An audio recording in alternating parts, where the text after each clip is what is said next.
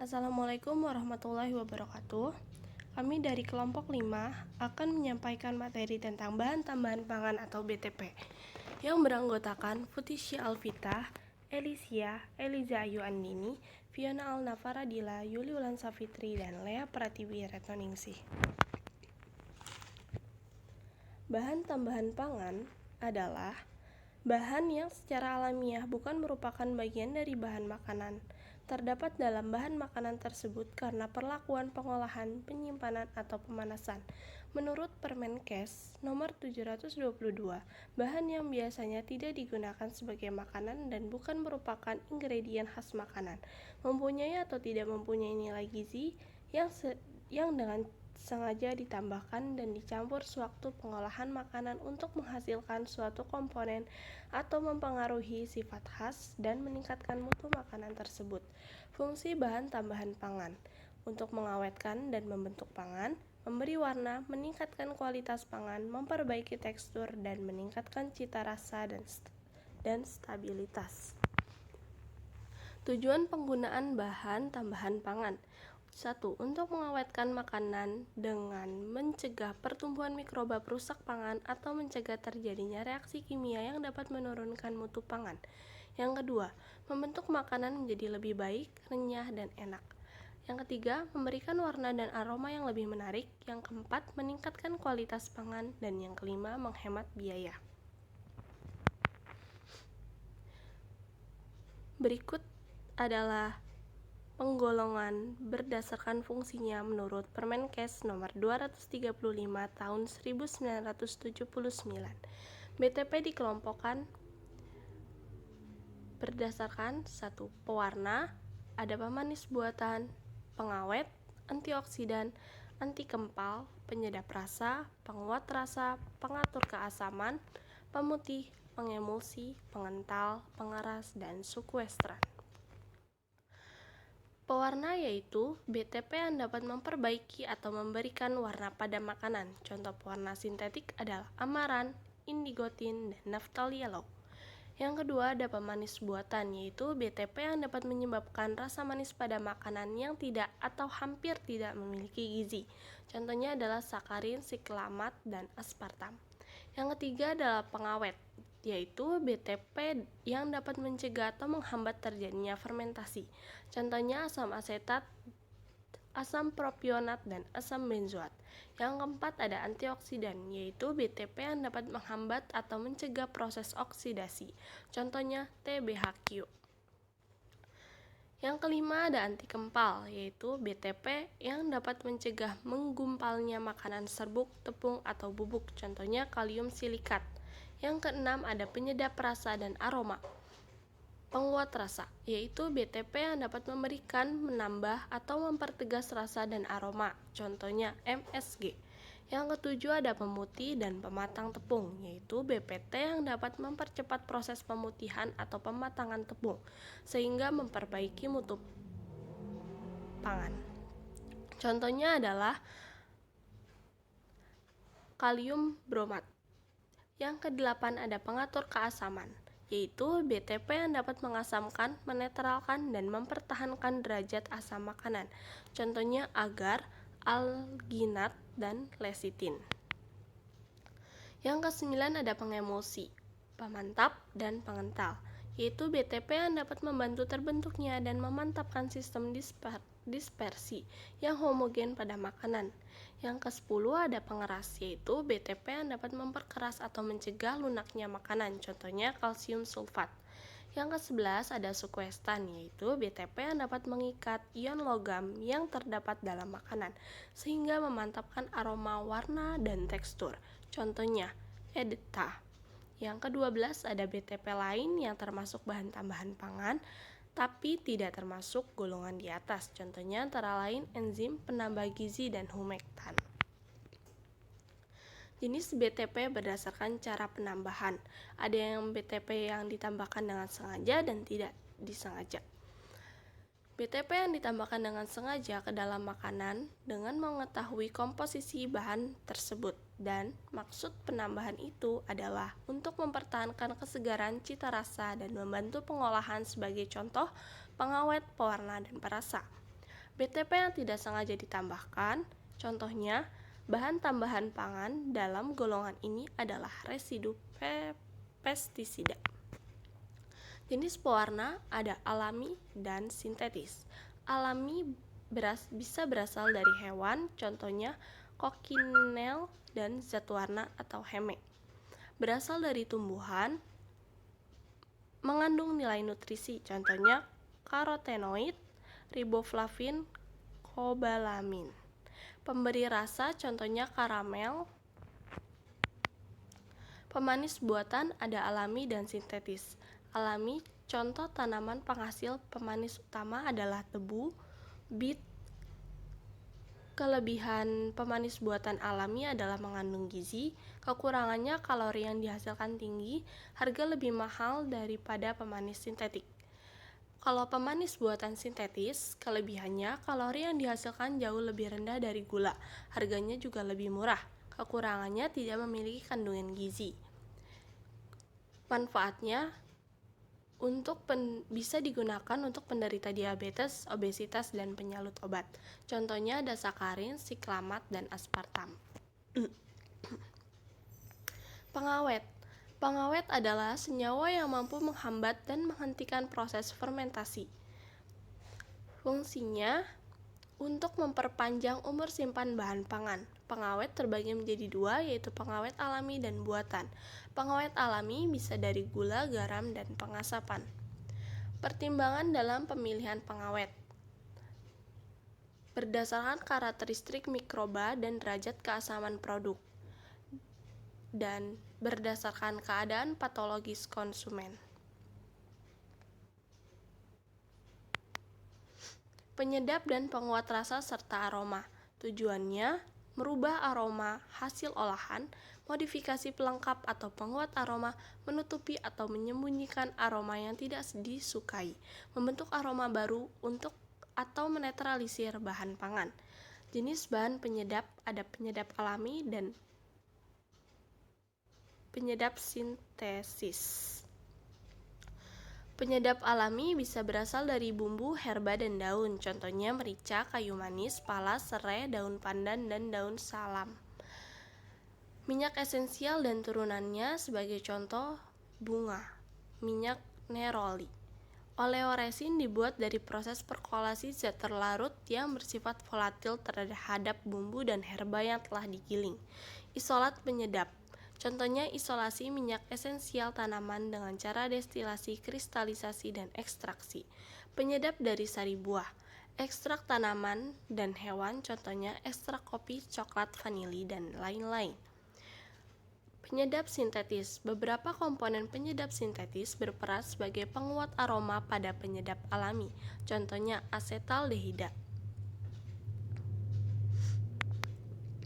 Dampak negatif BTP sintesis menurut WHO dan FAO. Kategori ancaman potensial dari residu bahan makanan terhadap kesehatan manusia. Yang pertama ada aspek toksikologis. Kategori residu dalam bahan makanan yang dapat bersifat racun terhadap organ-organ tubuh. Yang kedua ada aspek mikrobiologis. Mikroba dalam bahan makanan yang dapat mengganggu keseimbangan mikroba dalam saluran pencernaan. Yang ketiga ada aspek imunopatologis, keberadaan residu yang dapat menurunkan kekebalan tubuh. Ancaman dapat terjadi jika pewarna sintetik dimakan dalam jumlah yang sedikit namun berulang dalam jangka waktu yang lama, dipakai secara berlebihan, atau bahan telah rusak karena penyimpanannya yang tidak memenuhi persyaratan. Dosis yang diizinkan bahan tambahan makanan. Di Indonesia telah disusun peraturan tentang bahan tambahan pangan yang diizinkan ditambahkan dan dilarang, disebut bahan tambahan kimia, oleh Departemen Kesehatan yang diatur dengan Peraturan Permenkes nomor 1168.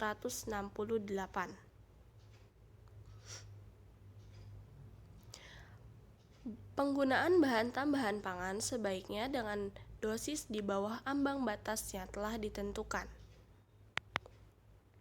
Menurut Depkes RI 2004 pada persyaratan BTP sebagai berikut. telah mengalami pengujian dan evaluasi toksikologi, tidak membahayakan kesehatan konsumen pada kadar yang diperlukan dalam penggunaannya, selalu dipantau terus-menerus dan dilakukan evaluasi kembali jika perlu sesuai dengan perkembangan teknologi dan hasil evaluasi toksikologi. Harus selalu memenuhi persyaratan spesifikasi dan kemurnian yang telah ditetapkan, harus dibatasi penggunaannya hanya untuk tujuan tertentu, dan hanya jika maksud penggunaan tersebut tidak dapat dicapai dengan cara lain selain ekonomis dan teknis. Sedapat mungkin penggunaannya dibatasi agar makanan tertentu dengan maksud tertentu dan kondisi tertentu tetapi masih berfungsi seperti yang dikehendaki. Pengawet makanan, contohnya ada asam benzoat, dosisnya 1 gram per kilogram adonan. Yang kedua ada pewarna makanan, contohnya merah alura, dosisnya 70 mg per kilogram makanan. Jika untuk minuman 300 mg per kilo. Ada pemanis atau sakarin, dosisnya 2,5 mg per kilogram berat badan per hari. Penyedap rasa dan aroma, contohnya ada MSG monosodium glutamat atau micin, dosisnya 120 mg per kilogram berat badan per hari. Ada pemutih atau pematang tepung, contohnya asam askorbat, dosisnya 200 mg per kilogram berat badan per hari. Ada pengental atau pektin, dosisnya 10 gram per kilo. Ada dua macam, pektin apple dan pektin citrus.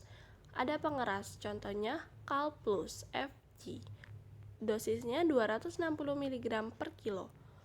Ada antioksidan, contohnya asam askorbat atau vitamin C, dosisnya 500 mg per kilo untuk produk daging. Sukuestran, contohnya asam fosfat 5 gram per kilogram. Pengatur keasaman 1. Untuk menurunkan pH, contohnya citric acid, dosisnya 3 gram per kilo. Untuk menaikkan pH, contohnya ada soda kue dengan dosis 2 gram per kilo dan soda kue atau sodium karbonat. Anti kempal, contohnya ada magnesium karbonat dengan dosis 20 gram per kilogram. Ada magnesium stearat 15 gram per kilogram dan ada aca atau silika. Bahaya atau resiko penggunaan bahan tambahan makanan. BTM dapat berupa ekstrak bahan alami atau hasil sintetis kimia. Bahan yang berasal dari alam umumnya tidak berbahaya, sementara BTP artifisial atau sintetik mempunyai resiko terhadap kesehatan jika disalahgunakan pemakaiannya. BPOM menemukan banyak produk-produk yang mengandung formalin. Formalin bersifat desinfektan, pembunuh hama, dan sering dipakai untuk mengawetkan mayat. Pewarna tekstil seperti rodamin sering pula ditemukan pada kerupuk dan terasi. Mengkonsumsi makanan yang mengandung formalin dan rodamin dapat menyebabkan kerusakan organ dalam tubuh serta kanker. BTP yang dilarang oleh Menkes.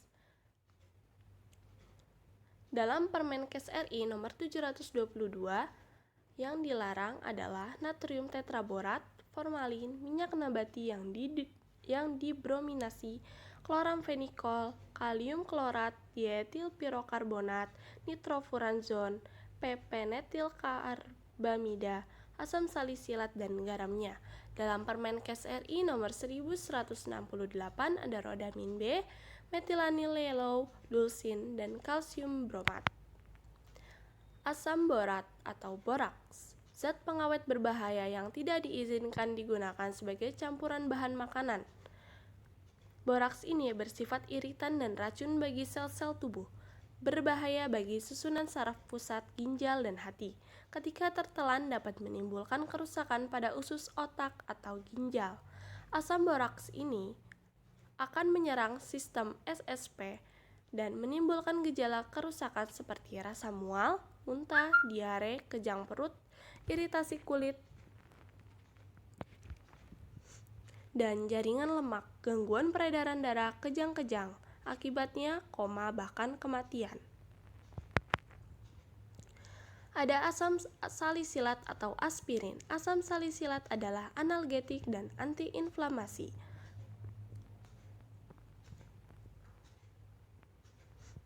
Asam salisilat dilarang digunakan sebagai bahan pengawet makanan di Indonesia. Pasalnya, asam salisilat memiliki iritasi kuat ketika terhirup atau tertelan. Bahkan ketika ditambah air, asam salisilat tetap memberikan gangguan kesehatan pada tubuh karena dapat menyebabkan nyeri, mual, muntah jika tertelan.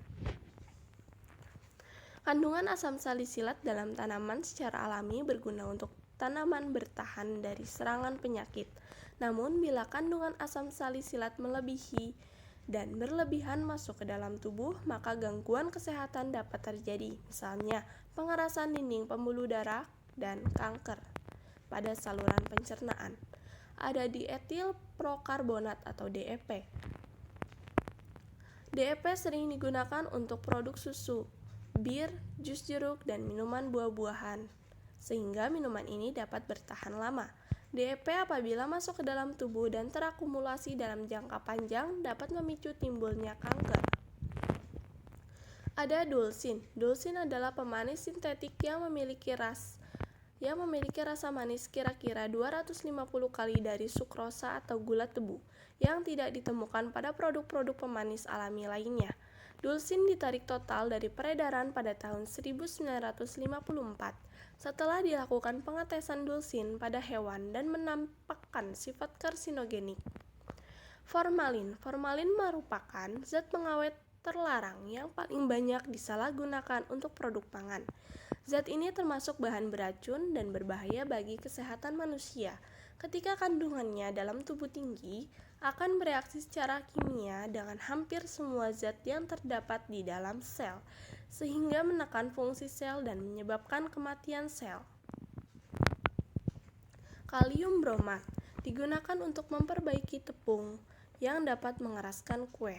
Kalium bromat digunakan para pembuat roti maupun perusahaan pembuat roti untuk membantu proses pembuatan roti. Kalium bromat dilarang pada beberapa negara karena dianggap sebagai karsinogenik dan pemicu kanker. Kalium klorat fungsinya sebagai pemutih sehingga sering dimasukkan dalam obat kumur pemutih dan pasta gigi.